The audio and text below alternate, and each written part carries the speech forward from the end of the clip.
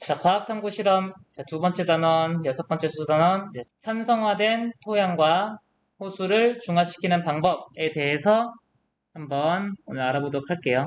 자, 토양이랑 호수가 산성화된 이유 뭘까요? 토양이랑 호수가 산성화되는 이유가 뭘까? 자, 한번 1번이 누군가요? 1번. 호수가 산성화되는 이유. 자, 그죠. 산성비, 몇 번이지? 17번이 말해줬네요. 자, 여러분들, 토양이나 호수 같은 경우는 누가 천막을 쳐주지 않죠. 여러분들 오늘 비가 왔었는데, 여러분들이 비 올 때 보통 못 쓰고 오세요? 우산 같은 거 쓰고 많이 오시죠? 왜? 여러분 머리랑 옷은 소중하니까. 그리고 차도 마찬가지. 차나 자전거도 비가 많이 오면 덮개로 이렇게 씌워 놓죠. 근데 토양이나 호수는 그렇게 해야 안 해요? 그렇게 안 한다. 그러다 보니까 산성비를 그대로 맞게 돼서 토양이랑 호수는 산성이 매우 커져요. 산성도가 매우 커져요. 자, 다른 말로 pH, 여러분이 잘 아는 pH는 작아지는 거죠. 자, 그럼 이걸 그대로 놔두냐? 이렇게 놔둘 순 없죠. 여러분들도 산성비 많이 맞으면 어떻게 돼요? 머리 빠지죠. 남학생들 같은 경우는 특히 이제 대머리가 될 가능성이 높아지죠. 대기 중에 이산화황이라든지 질산이라든지 이런 것들이 좀 많이 녹아 있어요. 이산화질소 이런 것들이. 자, 그러다 보니까 비가 온 초기 30분 정도는 미세먼지라든지 이런 대기 오염 물질들이 비에 녹아서 내려온 다음에 한 30분이 지나면 이제 순수한 비가 내리겠죠. 그래서 여러분들이 비가 올 때 초반 30분은 이건 내가 산성비를 맞고 있는 거구나 라고 생각하시면 됩니다. 그러니까 초반 30분은 꼭 우산을 쓰고 다닙시다. 또 비가 한두 방울 떨어지네? 이때가 정말 우산을 써야 될 타이밍인 거예요. 비가 억수로 올 때는 이제 어차피 깨끗한 물이니까 넘어가도 됩니다. 자, 그래도 우산은 항상 쓰시고 산과 호수가 산성이 되는데 이거를 그대로 놔두면 여러분 머리 빠지듯이 흙에서도 생물들이 막 빠지겠죠. 꽃이나 풀, 나무들이 뿌리를 깊게 받고 있어야 되는데 산성비를 맞게 되면 힘이 없어져요. 그래서 뭐 쓰러지거나 뭐 이제 영양분이 부족해지거나 이러겠죠. 자, 이를 위해서 어떻게 하냐? 여러분이 통합과학이랑 중학교 때 배운 중화 반응을 이용을 합니다. 산성화된 토양, 산이겠죠. 여기에 뭘 넣었냐면 염기를 넣겠죠. 염기를 넣어서 중화 반응을 일으키겠죠. 어차피 중화 반응의 결과물은 물이랑 염이니까 염도 마찬가지로 물에 잘 녹는 물질이니까 산성화된 토양과 호수를 중성으로 중화를 시킬 수가 있을 것이다. 자, 이 목적이 이번 수업의 목적이 이제 이겁니다. 자, 그러면 여러분 76페이지 한번 내용을 한번 볼게요. 자, PPT가 한번 켜지는 동안 한번 친구들이 뭘 하나 볼까요?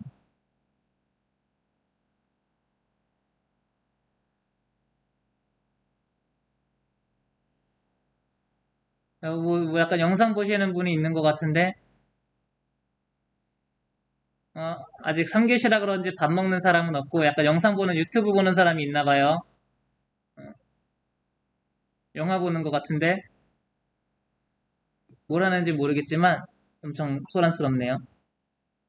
여러분들처럼 이제, 뭐, SNS도 많이 하고, 여러 커뮤니티 글도 들어가서 보고 이러보면, 사람들이 다 화가 너무 많이 나요. 여기 우리, 반도 탈출해야겠다, 막 이런 말들이 많아요. 자, 근데 제 입장은 뭐냐면, 물론 이제 그렇게 너무 현실이 힘드니까, 그 사람들이 견디기 힘든 현실이니까, 약간 어디로든 도피하고 싶다, 약간 이런 생각을 갖는 것 같아요. 여러분들이 간혹 이제, 뭐 뭐 영주권이나 뭐 시민권을 따겠다, 뭐 이렇게 생각을 하는데, 미국도 마찬가지. 미국도 막 변호사나 의사같이 좀, 미국 사회, 그 나라 사회에 조금 사회에 공헌을 할 수 있는 사람을 보통 자기 나라 사람으로 뽑겠죠. 그래서 이제 미국 같은 경우는 불법 체류자도 우리나라도 그렇고 불법 체류자가 많잖아요.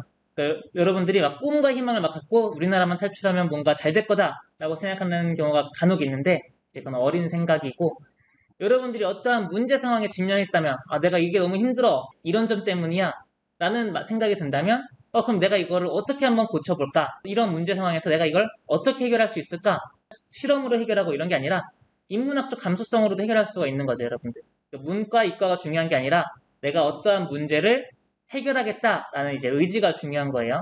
그래서 이런 의지를 갖고 여러분들이 활동 계획을 수립을 하고 그다음에 그것대로 실험을 하거나 활동을 한 후에 내 생각이 옳았다 혹은 틀렸구나 라는 걸 검증을 하고 틀렸으면 다시 새로운 계획을 짜면 되는 거죠.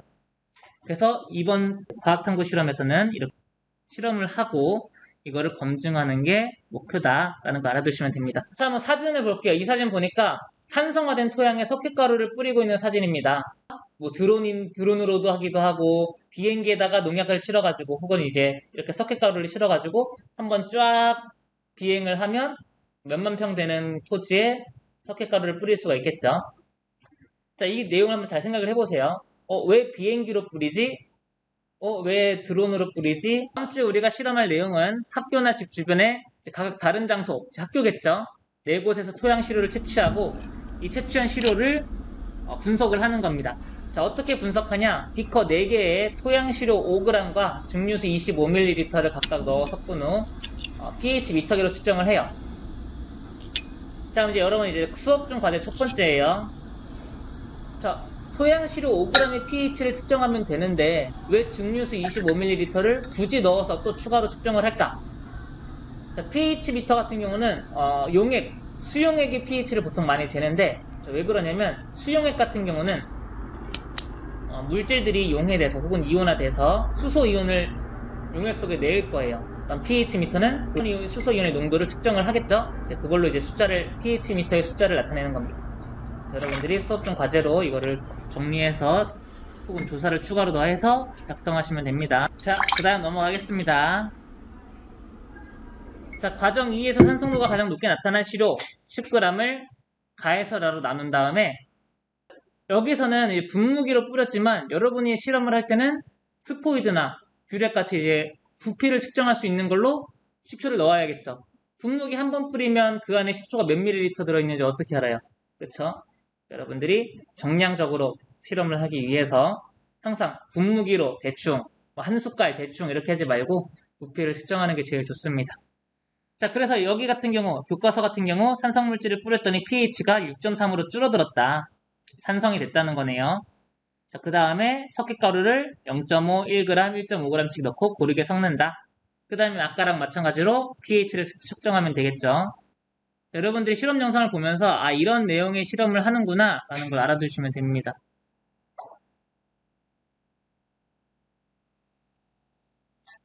자, 여기 갈색 토양 시료에 하얀색 석회가루를 섞었죠.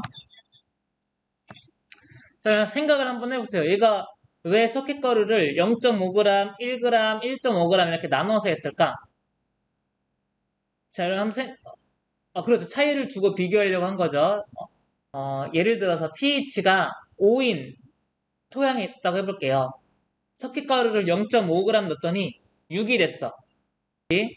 대조군은 pH가 5, 나는 pH가 6, 다는 pH가 7, 라는 pH가 7.1. 그럼 누가 제일 효과가 좋은 거예요? 7.1이 된 라 석회가루가 제일, 그쵸, 라가 제일 효과가 좋죠.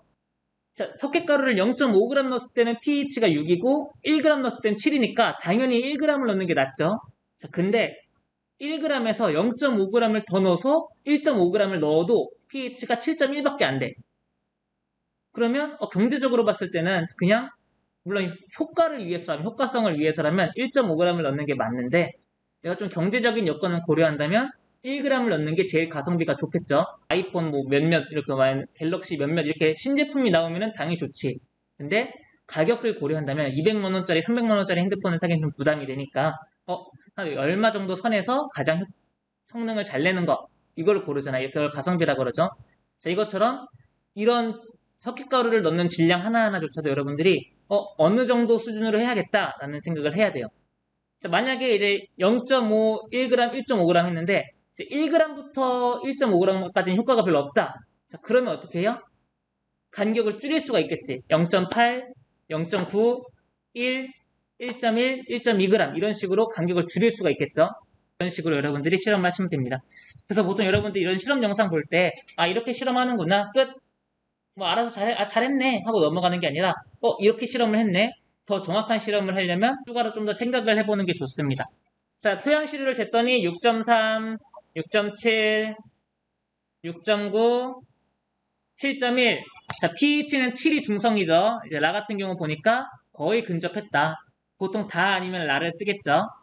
여러분 아까 제가 말씀드린 것처럼 어때요? 다랑 라랑 차이가 막 그렇게 크진 않아요. 그래서 여러분들이 조금 가성비를 위한다면 다를 할 거고, 그래 조금 더 이왕 돈 쓰는 김에 많이 쓰자 하면 라를 하겠죠. 여러분들이 실험 목적에 맞춰서 이제 실험 크기를 조절을 하면 됩니다. 그래서 결과는 석회가루가 산성화된 토양을 중화시킨다는 걸 알 수가 있죠. 그래서 이런 식으로 실험을 할 거다.